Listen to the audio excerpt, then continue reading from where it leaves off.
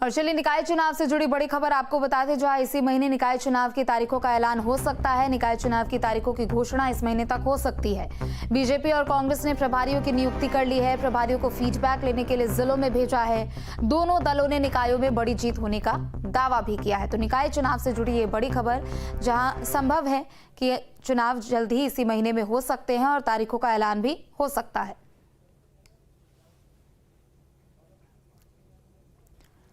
तो बीजेपी हो या फिर कांग्रेस हो, निकाय चुनाव में अपनी अपनी जीत को लेकर अभी से ही दावेदारी करते हुए नजर आ रहे हैं। इस बीच दोनों ही पार्टियों की ओर से अपने पर्यवेक्षकों को यहां पर जिलों में भेज दिया गया और फीडबैक लेने के लिए पार्टी के लिहाज से उनको नियुक्त कर दिया गया है।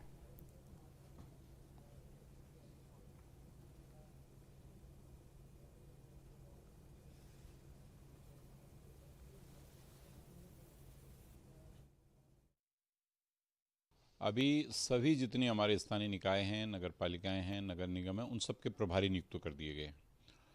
और सरकार ने, केंद्र सरकार और प्रदेश सरकार की उन नगर निगमों के अंदर, नगर पालिकाओं के अंदर जितनी भी योजनाएं लागू की गई हैं, उन सभी योजनाओं को जन जन तक पहुंचाने का काम भारतीय जनता पार्टी कर रही है। और सभी जिलाध्यक्षों को और जो संगठन की ओर से जिला प्रभारी हैं, उन सभी को भी ये दायित्व दिया गया है कि आप अपने अपने नगर निगम में, नगर पालिका में, नगर पंचायत में बैठ करके कार्यकर्ताओं के साथ संवाद करें, तैयारियां शुरू करें। बहुत अच्छे रिपोर्ट्स हैं। आदरणीय कुंजवाल जी अपने प्रभार क्षेत्र में मीटिंग्स ले चुके हैं। हमारे प्रकाश जोशी जी लगातार देहरादून की ले रहे हैं, हरिद्वार की वो सारी मीटिंग्स ले चुके हैं। अभी वहाँ सजवान साहब जाएंगे। उसके अलावा कोटद्वार में हमारे सूर्यकांत दसमाना जी मीटिंग्स कर चुके हैं। हमारे और नेता भी अलग अलग क्षेत्रों में, बागेश्वर की मीटिंग हमारी बहुत अच्छी रही, जिसको हमारे सतीश नैनवाल जी ने लिया। उसी तरीके से पिथौरागढ़ में मीटिंगें चल रही हैं। तो हमारे जो फीडबैक आने लगा है और हम लोग तैयारी करें। कन्फ्यूज़न थोड़ा सा बीजेपी ने किया कि तो इलेक्शन कब होगा, आरक्षण की स्थिति क्या है, एक कुछ भी क्लियर नहीं है। तो हम कर रहे हैं, लेकिन हम अपना एक होमवर्क हमने स्टार्ट किया है और लगातार वहाँ की जन समस्याओं को लेकर हमारे लोग आंदोलनित भी हैं और लोगों के बीच में जा रहे हैं। कार्यकर्ताओं का क्या फीडबैक है? कार्यकर्ता जोश में है। हालांकि हम केदारनाथ हारे, लेकिन लोगों की नज़र में ये आ गया है कि बीजेपी के खिलाफ 22,000 वोट बीजेपी को पड़ा और बीजेपी के खिलाफ 30,000 से ज़्यादा वोट पड़ा है।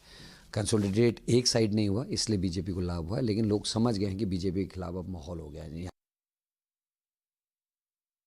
उत्तराखंड में निकाय चुनाव की अधिसूचना इसी महीने जारी होने के आसार हैं और इसी के साथ ही भारतीय जनता पार्टी और कांग्रेस, जो दो प्रमुख दल हैं उत्तराखंड के, दोनों ने निकाय चुनाव के प्रत्याशियों के चयन की तैयारियां शुरू कर दी हैं।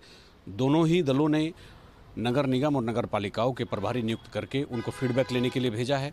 भारतीय जनता पार्टी ने कल ही निकायों के प्रभारी नियुक्त किए हैं और उनसे फीडबैक लेने के लिए बहुत उनको कम समय दिया गया कि आप यथाशीघ्र फीडबैक दें कि कौन प्रत्याशी बेहतर हो सकता है।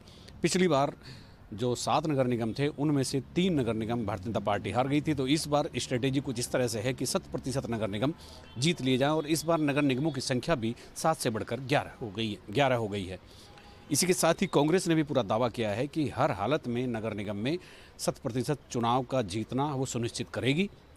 कल के प्रदर्शन से उत्साहित कांग्रेस प्रदेश अध्यक्ष ने स्पष्ट कहा है कि इस बार हम निकायों में बड़ी संख्या में निकाय जीतने जा रहे हैं। अपने सहयोगी कैमरामैन सोनी कुमार के साथ न्यूज स्टेट के लिए देहरादून से अजीत सिंह राठी। और चलिए इन्हीं खबरों के साथ फिलहाल इस बुलेटिन में इतना ही। आप देखते रहे न्यूज स्टेट।